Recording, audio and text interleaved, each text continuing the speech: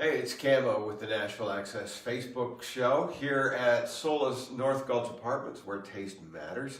My special guest this morning is a good friend and now a full-fledged redhead, Ajaye Jardine. Hey guys, thank you so much for having me. It has been a minute since we last chatted on Nashville Access. Yeah. My hair was a lot blonder. Yeah, it was. I like the red though. Thank you. Thank you. You know what? It was an impulse. My best friend messaged me over Christmas and said, I had this vision of you with red hair, so what if we did that? And so it could have some been wine worse. later and over Christmas it could have been, I see green hair. Right? Or red on one side, green on the other. Like the dual thing. And so after the holidays when we were both back in town, then we just hung out and she was like, I have some extra hair dye, do you want to do it? And I was like, yeah, and I really like it. It suits you. Thank you. We're not here to discuss hair or product, No. but it was a good lead-in. It was a good introduction.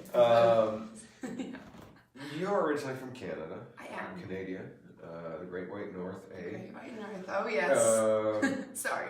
And you moved down here to Nashville, and you were kind of doing little periods down here, but now you're down here pretty much all the time. Mm-hmm. Yes, yeah. So it'll be 2 years in July. Has it been that long? Yeah. Man. Time seriously flies, and it has been an incredible ride so far, and it's just continuing to build. And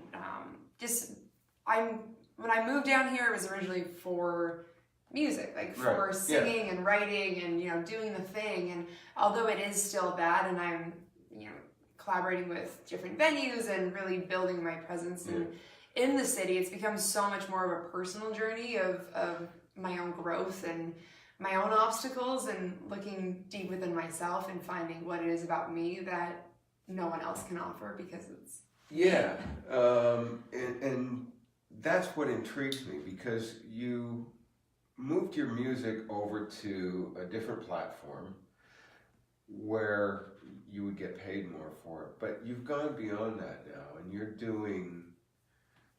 It's so cool. Yeah, Tell us what you're doing, rather than me. We're not interviewing me. Yeah. And so it's still in the early phases of it, but for a really long time, I've always really been a giver in terms of information, and teaching was a path that I was originally going to go down before music really started speaking to me. And so I've always had this vision of being in a facilitative position or a space to allow people to find their true selves and find their potential from within, because in a town, especially with Nashville, where there's so many distractions all over the place, it's really easy, and anywhere nowadays with technology, to be pulled into all these different directions and do what everyone else wants you to do. Yeah, and you don't, especially if you're young and coming here, it's like, now what do I do? Because it's all these shiny lights and sparkly things, and Absolutely. I'll go here, and you just don't know whether you're taking the right path at all. Exactly, and so there's really a gift that each and every one of us has in terms of listening to our intuition and listening to what's right for us, because even when it comes to making changes within ourselves, our parents, our friends, our peers, no one is going to be able to tell you what to do at the end of the day. It's you who has to make that choice to do what you want to do.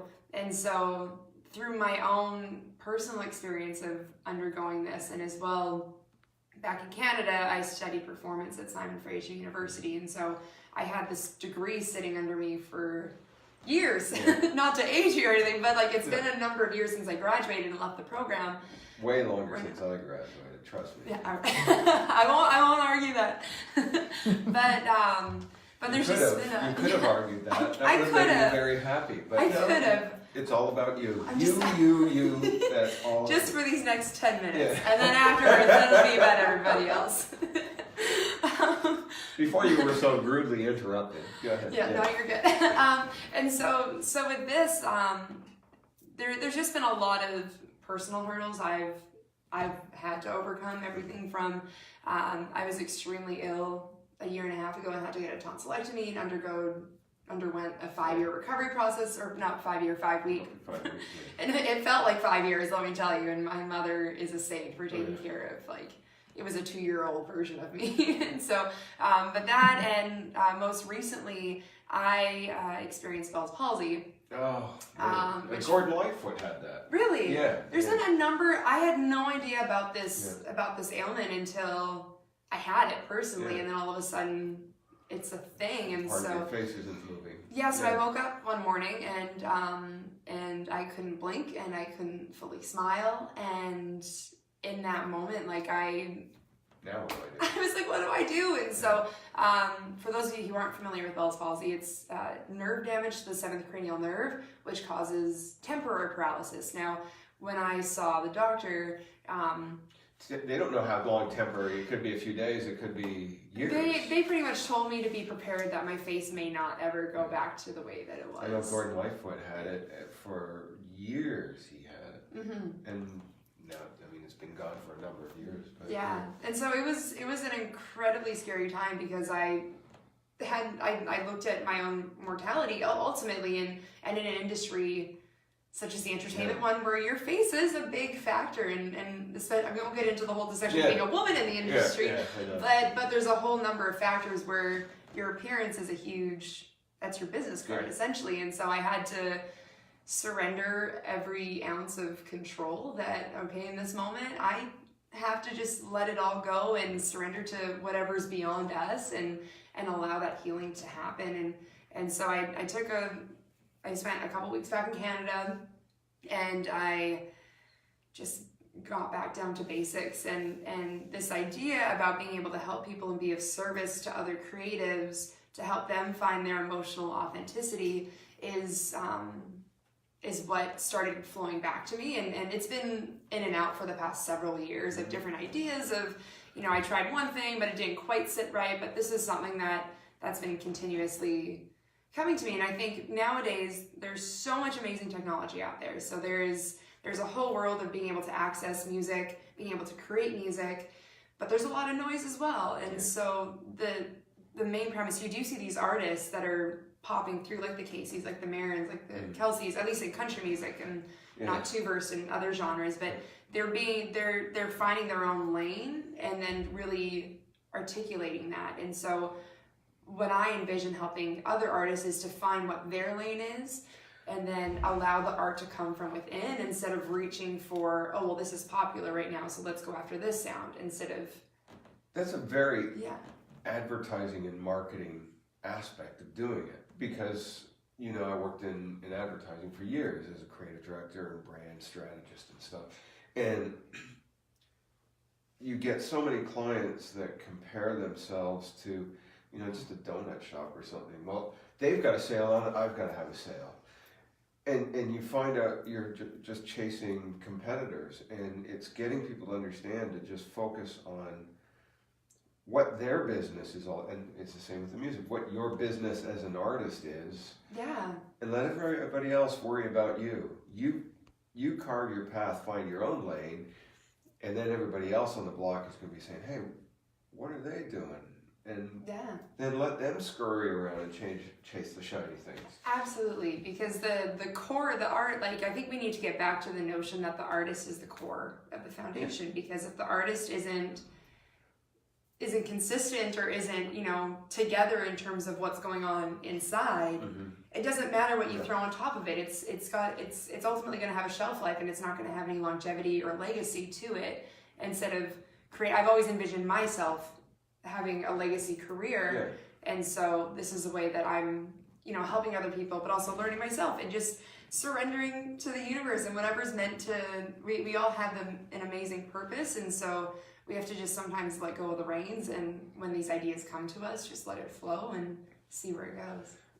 You get a lot of, or I see a lot of complaints by fans of old country that, from the era kind of I grew up through, the 70s country and stuff, that they were just artists then, they didn't have to worry about brands, and well, to an extent that's true.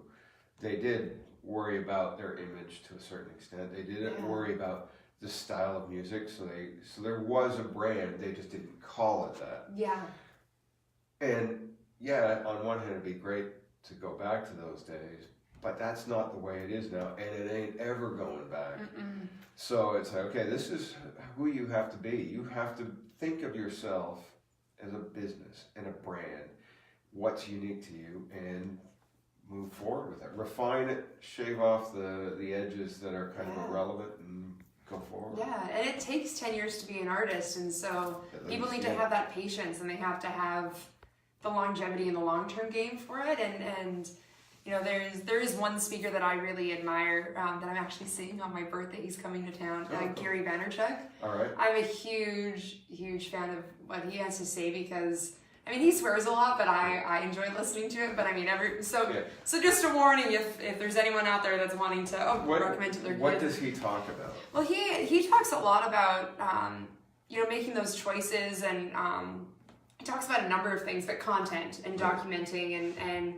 really creating community, like one-on-one relationships with your community, and I think that's where I watched a video of his the other day, and he was saying that this is the most prime first time in life that everyone's had more at-bat opportunities, because that's the key, is that we just want to get a chance to go to bat and see what happens. And if you fail, you reinvent yourself. Look, I mean, how many times has Madonna reinvented Oh my herself? gosh, Lady And Gaga, Cher, like and Lady Gaga, yeah. I mean, yeah. you disappear for a while, come back out, shiny new, and people forget, and because attention spans are shorter, so you can get away. You couldn't get away with it in past years, but now you can. And, you know, if you don't have a social media presence for 6 months, you're gone.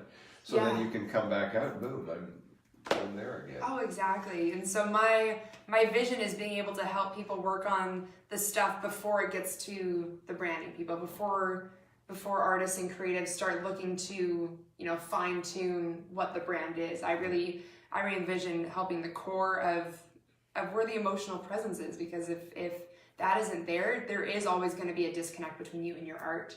And so the art has to come from within, like true creatives that are here to tell stories and things like that. And so just a number of things, and It's really neat the way you're approaching this, and I think, especially for new artists that are watching this, I've always said, operate, you know, everybody comes to town, I want a label, and it's like, you have no place to negotiate from. You're nothing, you're a zero. If you come to Nashville or wherever you're living and you operate your music business as a business and think of yourself as, what is my unique selling proposition, another advertising term, and refine that, get that down to its absolute core, and work as a business like you don't need a label. Then if a label comes calling, you operate from a position of strength. The label can say, well, we'll offer you this. And you think, well, I've already got that. What more can you bring to the table? Yeah. And any good deal is negotiated from a position of strength. And what you're doing helps artists get that. Yeah. That's cool. Yeah, thank you. We'll see how it goes. I'm starting with it up in Canada, and just like, I'm just seeing where this roller coaster will go while writing and doing everything, because we are multifaceted and multi-talented beings. Like, we're meant to do multiple things. It's not me. No. He's not a multitasker. Yeah. Not a multitask. My head explodes. Have you ever seen that movie? Well, not multitasking, like multifaceted. Yeah. That we have different avenues that we can. But I'm like, you know, that old movie Scanners that Debbie Harry was in, which was a Canadian film. and they would start to shake, and then their head would just explode, and that's okay. Yeah, I mean, multitasking, like, that gets too many like squirrel moments where you're looking all over the place. Yeah. Like, it's important to like focus and have a good daily mode about DMO. I got it. Daily. Or maybe you don't got it. Maybe I don't have it. Something daily mode of operation or something like that. Like, I'm gonna do a song and lighten I would things love up a to little do a song. Cool. I'm gonna sing. I've been doing a lot of writing lately, and so. I gotta say, I love your last EP. Thank you. The scissors and all. Oh, thank you so much. What a killer product. Thank you. I'm super proud of that one, and I'm heading up to Toronto next month to showcase at Canadian Music Week. which I'm excited for. Shout out to everybody up there. Yeah. Toronto. Yeah. Toronto. Yeah, The big Toronto. smoke. Yes, which I haven't really ever spent any time in Toronto, so I'm really excited to get up there and do the thing. Yeah, I used to work there for a while, and it's different. Yeah. Oh, nice.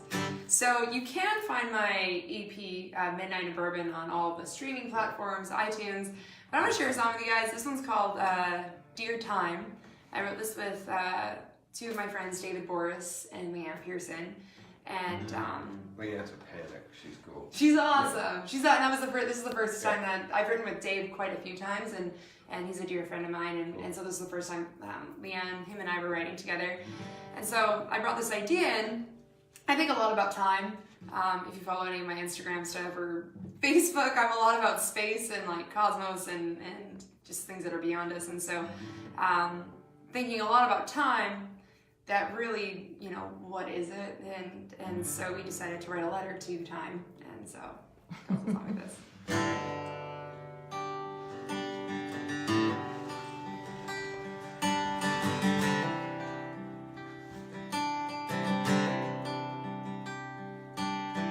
You don't wait for no one, even for the sun.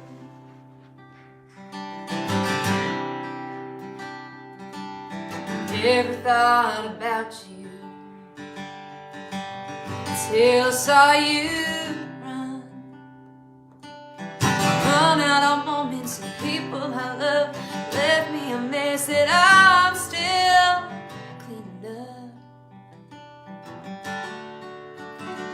'Cause you keep on moving, well, I keep losing. Every second that I have, well, I can't get you back. You've always been with me. Now I'm just trying to keep you on my side, to stop you from flying by. Thought that I had plenty, you to go around. So you're giving me so much, since you're taking more now.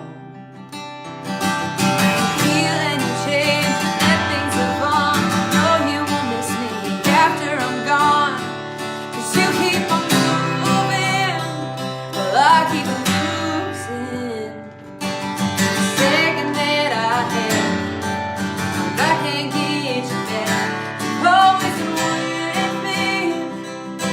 Now I'm just trying to keep you on my side, to stop you from flying by.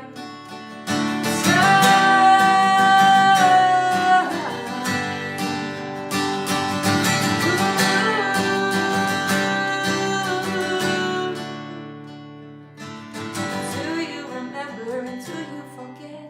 And I've gotta ask, will you ever end? Or do you just keep moving while I keep losing? Every second that I have, I'll never get you back.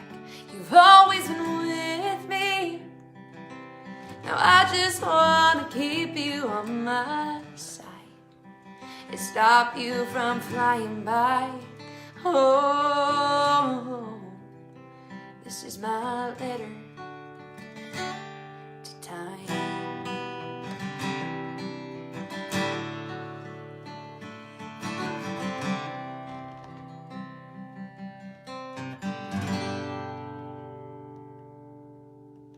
Wow. That's really cool. Thank you. Great song. Yeah. You're watching the Nashville. Next guest is out there.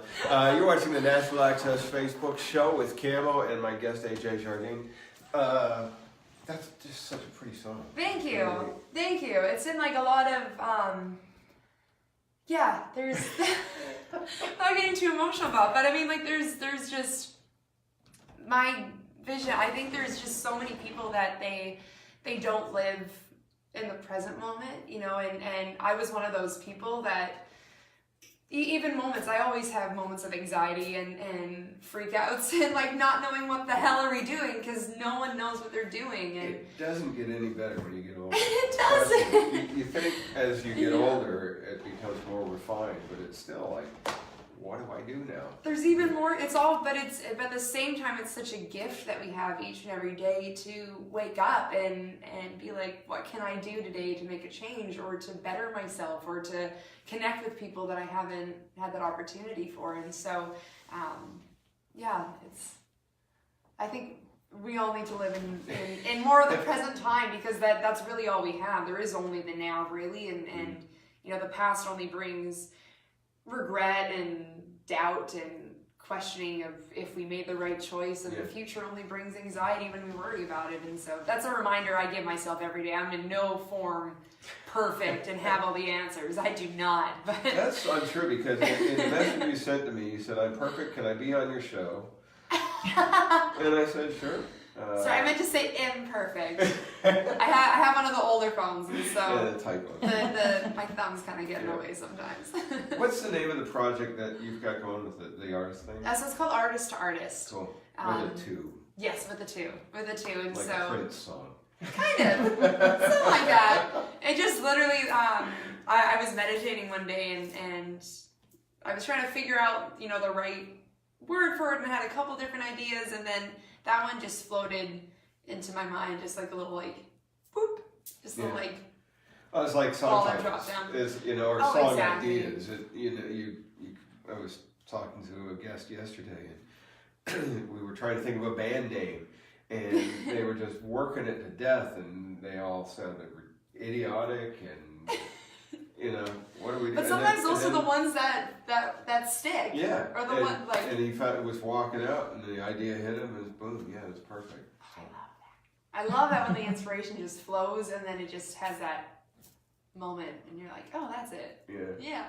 I'm really excited for this project for you. Thank you. You're going to have to come back and update us on how it's going, and absolutely. maybe bring an artist you've been working with. No, absolutely. Yeah, it's a whole new world that I'm figuring out one step at a time, but aren't we all? Yeah. We're always figuring things out. Yeah, I'm really glad to see this in operation. Thank because you. I've been saying for years there needs to be, with the absence of labels the way they used to. They used to do all this stuff, and they don't. They essentially want to bring in a finished product. Oh yeah, they want they do want it because nowadays They don't want to spend a lot of money developing your social media. You should also all have that when you're getting in there, and they don't. You should understand the business when you get signed to the label. You have to because there's. I always say it's your livelihood. For people that come to Nashville, there are an infinite number of people in this town that are quite happy to display their creative and intelligent ways of separating you from your money.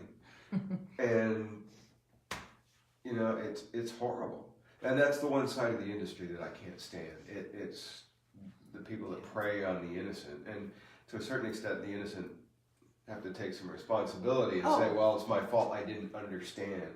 Well, it's your business to understand. If you're coming into this, you wouldn't go into being a mechanic without understanding how cars work. It's accountability at the end of the day, and it's taking responsibility and accountability for every action that you have, every decision that you make, and because it is the art is less than the music. And so artists, they have to take accountability because that's how you see the legacy acts. It wasn't fed to them. No one's going to care more about your career than you are. That's right. And so you have to because the labels don't, and that's not a slam against the labels. That's just not their business. It's a business model. They want to make money.